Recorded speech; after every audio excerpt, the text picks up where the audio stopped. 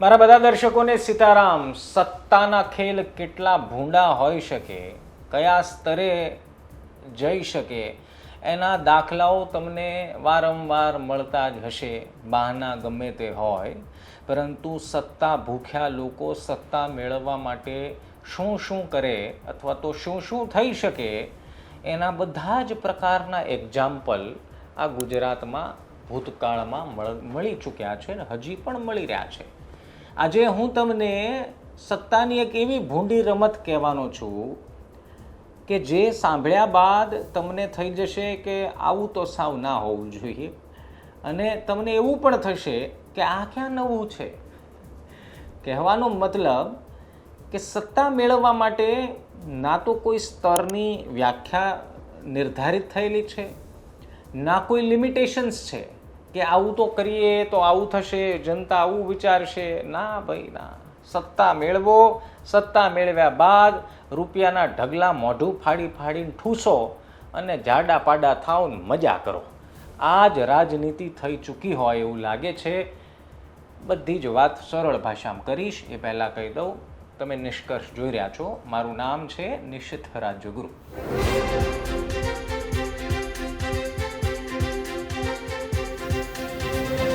વિડીયોમાં આગળ વધીએ પહેલાં જો વાલા હજી સુધી ગુજરાત તક સબસ્ક્રાઈબ ન કર્યું હોય અને અહીંયા સુધી વિડીયોમાં પહોંચી ગયા હો તો નીચે સબસ્ક્રાઈબ લખેલું છે અંગ્રેજીમાં, એને દબી દેવું એટલે અમારા આવા પ્રકારના વિડીયો તમને નોટિફિકેશનના રૂપે તમને પહોંચતા રહે અને અમને થોડી આવા વિડીયો બનાવતા રહેવાની મદદ મળે. મૂળ વિડીયો પર આવીએ.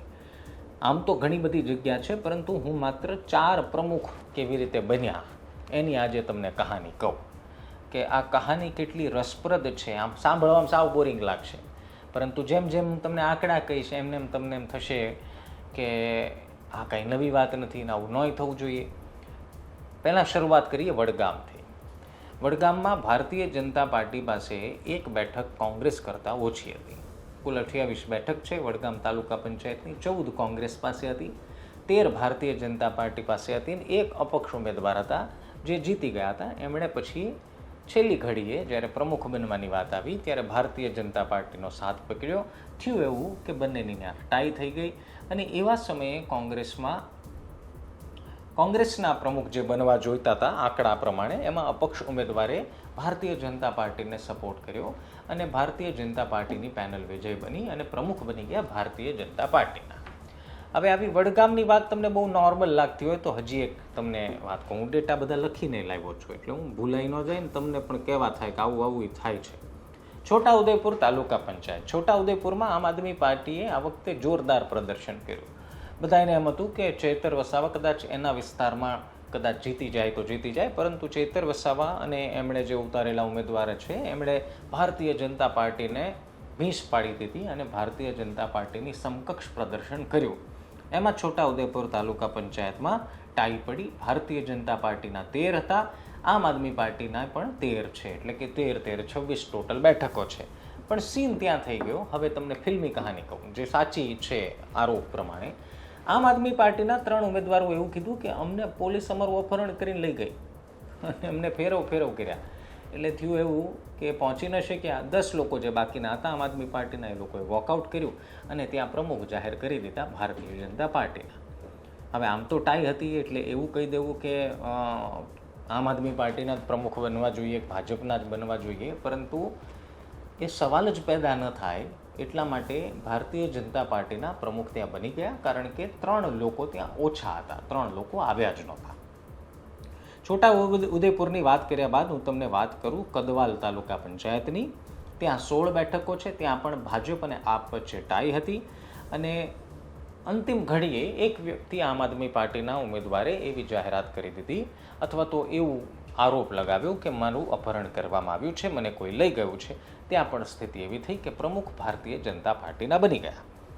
અને રહી વાત સૌરાષ્ટ્રની એક જગ્યાની વાત કરી લઈએ, જૂનાગઢ તાલુકા પંચાયત. જૂનાગઢ તાલુકા પંચાયતમાં આમ આદમી પાર્ટીએ સારું પ્રદર્શન કર્યું, કારણ કે વિસાવદરના ધારાસભ્ય ગોપાલ ઇટાલિયા છે અને એમનો જિલ્લો લાગે એટલે આ વખતે સારું પ્રદર્શનની અપેક્ષા હતી અને સારું પ્રદર્શન કર્યું પણ. પરંતુ ત્યાં પણ ટાઈની પરિસ્થિતિ આવી. 18માંથી 9 બેઠકો ભાજપ પાસે હતી, 9 બેઠકો આમ આદમી પાર્ટી પાસે હતી. સમય જ્યારે આવ્યો ત્યારે 2 લોકો મોડા પહોંચ્યા, એક વ્યક્તિ ગેરહાજર રહ્યો અને એક વ્યક્તિ પર 2 દિવસ પહેલાં કેસ નોંધાઈ ગયો. અત્યાર સુધી કેસ નહોતો નોંધાણો, પરંતુ 2 દિવસ પહેલાં કેસ નોંધાયો અને થયું એવું કે 5 લોકો જ 9માંથી હાજર રહી શક્યા. 2 લોકો મોડા આવ્યા હતા 2-5 મિનિટ. એટલે આમ જુઓ તો વોટિંગ સમયે માત્ર 5 લોકો હાજર હતા. ભારતીય જનતા પાર્ટીના પ્રમુખ બની ગયા. હવે આ તો એ આમ આદમી પાર્ટીના લોકો છે જેમને ગોપાલે કસમ લેવડાવી હતી. એમાંથી મોડા પહોંચ્યા, એમાંથી એક બેને એવું કંઈક કીધું છે કે હું ટ્રાફિકમાં ફસાઈ ગઈ હતી. અરે વાહ, કેટલા એ જવાબદાર અને કેટલા ગંભીર હશે કે કામના દિવસે, ઇમ્પોર્ટન્ટ દિવસે એ ટ્રાફિકના કારણે મોડા પહોંચ્યા. હવે એ ખબર નહીં કે બેન દિલ્હી મુંબઈથી ગાડી લઈને આવતા હશે કે જૂનાગઢમાંથી જ આવતા હશે, પરંતુ હશે ટ્રાફિક કોઈ કારણોસર અને એના કારણે મોડા પહોંચ્યા. આ 4 ઘટના મેં તમને કહી દીધી. હવે મૂળ સાંભળી લો. 700 બેઠકો બિનહરીફ થવી, ટાઈ પડેલી જગ્યા પર એન્ડ મોમેન્ટ પર અપહરણના આરોપ લાગવા, ગેરહાજર રહેવું, આ બધું શું સૂચવે છે? આનાથી તમને શું ખબર પડે છે? તમે હોશિયાર છો, મારે તમને કંઈ વધારે કહેવાનું તો હોય નહીં. તમે ખબર જ છે કે હું શું કહેવા માગું છું, તેમ છતાં કહી દઉં કે આ સત્તા મેળવવા માટેની ભૂખ છે. આ સત્તા મેળવવા માટેનો એક એવો ભૂંડો ખેલ છે કે જેનો અંત લાવવો ખૂબ જરૂરી છે. બિનહરીફની બેઠકોની ગયા વખતની સંખ્યાની સરખામણી આ વખતે કેટલી બધી થઈ ગઈ? 200, 250, 300 હતી. આ વખતે 700 થઈ ગઈ. અને જો આપણે જનતા તરીકે, મતદાર તરીકે જો હજી આપણે ગંભીર ન થવું હોય તો એ તૈયારી રાખવાની કે કાલ ઉઠીને તમારા વિસ્તારની પણ કોઈ બેઠક બિનહરીફ થઈ જશે અને પછી એ જ વ્યક્તિ તમારી સામે મૂછોના વળ ચડાવતા કહેશે તમને કે તમારા મતથી નથી જીત્યો, હું તો એમને જ જીતી ગયો છું, એટલે મને બહુ સવાલ કરવા નહીં. આવી સ્થિતિ ન આવે એની માટે જરૂરી છે કે આ રાજનીતિને, આ ગંદી રાજનીતિના ખેલને સમજી જાઓ. બીજું, પ્રમુખ બનવા માટેના ખેલ આટલા બધા જોરદાર હોય છે અને આ પહેલી વખતનું તો છે નહીં, આ વારંવાર થાય છે. અને સામાન્ય જનતા તરીકે તમને કદાચ એ વાતને સીધી અસર કરતી પણ ના હોય, કદાચ પણ કરવી જોઈએ, પણ કદાચ પણ ન કરતી હોય તો એક વસ્તુ સમજજો. તમે ખાલી એક વસ્તુ શાંતિથી મારો વિડીયો સાંભળ્યા પછી વિચારજો કે જીતી તો ગયા છે, તો પછી પ્રમુખ બનવા માટે, ઉપપ્રમુખ બનવા માટે એટલા બધા કાવા દાવા કેમ? એની પાછળના કારણ છે મલાઈ. મલાઈ મીઠી લાગે, ખિસ્સા ભરવાના, તિજોરી ભરવાની. અને અધોગતિ એ વાતની છે કે રાજનીતિનો મૂળ ઉદ્દેશ, નેતાનો મૂળ ઉદ્દેશ જનતાની સેવા છે.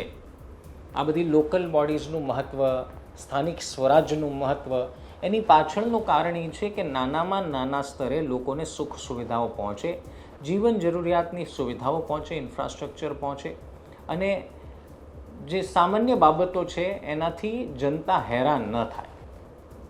પરંતુ હવે રાજનીતિનો એવો અખાડો આ બની ગયો છે કે જનતાના પ્રશ્નો, જનતાની સુખાકારીનું કોઈ મહત્ત્વ અથવા તો કોઈ ઇમ્પોર્ટન્સ ક્યાંય હોય એવું તમને લાગતું હોય તો તમને ધન્યવાદ. બાકી મૂળ ઉદ્દેશ તો એ થઈ ગયો છે કેવી રીતે સાબિત કરી દેવું કે જોયું અમે જીતી ગયા, કેવી રીતે એ સાબિત કરી દેવું કે જોયું મેં ચૂંટણી લડવા માટે 15-20 લાખ ખર્ચ્યા હતા અને હવે હું 1 વર્ષમાં 15-20 લાખ કમાઈ લઈશ.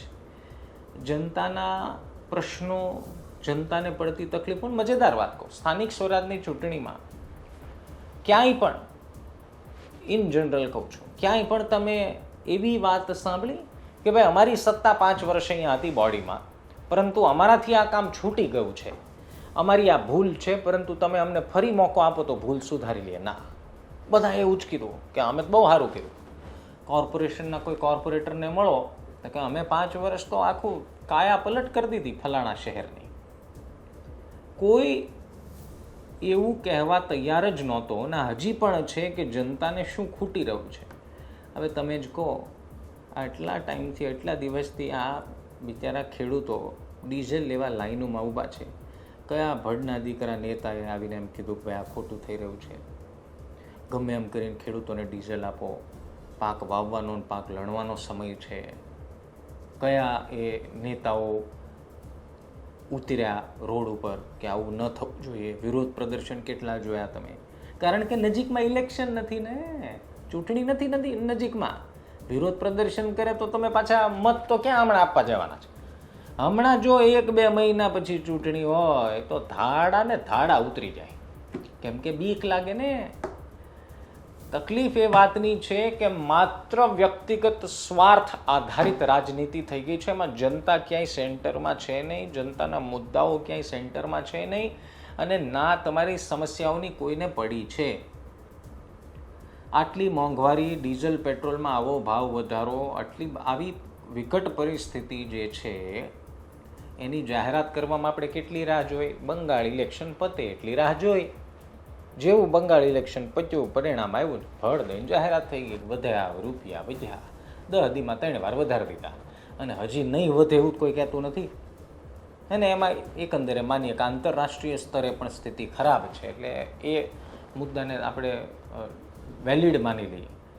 પરંતુ કહેવાનો મતલબ કયા પક્ષના નેતા, અને ખાસ સત્તાધારી પક્ષના કયા નેતા એમ કીધું ભાઈ ના ના સમસ્યા તો વિકટ છે પણ અમે રસ્તો કાઢવા માટે ફલાણું કરી રહ્યા છીએ. તરત જેવું પૂછો તો કે ઉપરથી જ પ્રોબ્લેમ છે, સમગ્ર દેશમાં તકલીફ છે. આંતરરાષ્ટ્રીય ક્રૂડ બજારનો ભાવ, ક્રૂડનો ભાવ બહુ વધી ગયો છે. એટલે એ તો બધાને ખબર છે, બધા છાપા વાંચે છે. પણ તમે શું કર્યું તમારા વિસ્તારના ખેડૂતો માટે એ કહો ને ભાઈ. એવું કોઈ કરશે નહીં. ચૂંટણી આવે એટલે આ બધા તમારા દરવાજે હાથ જોડીને મસ્ત સફેદ કલરનો ઇસ્ત્રી ટાઈટ કોટનનો જબ્બો પહેરીને આવે, હાથ જોડીને મીઠી મીઠી ચોકલેટ જેવી વાતું કરે, અને તમે ભોળવાઈ જાઓ તો મર્યા, અને ન ભોળવાવ તો એ ભોળવે એવા પ્રયાસ કરે, અને પછી તકલીફ પડે એટલે આપણે મંજીરા લઈને બેહવાનું. બાકી આ તો કોઈ સાંભળતું છે નહીં. સમજો, જાગી જાઓ. અને હું એવું નથી કહેતો કે બધી જ જગ્યાએ આ પરિસ્થિતિ છે, પરંતુ તમને દગો આપે, તમારા કામ ન કરે ત્યાં તો જાગો. સવાલ પૂછતા જાગવાનો મતલબ મારો એ છે કે જે કોઈ પણ પક્ષનો નેતા હોય, પક્ષ અરે સત્તા પક્ષ ઉપર ભાજપ છે તો સવાલ ભાજપને જ થાય ભાઈ.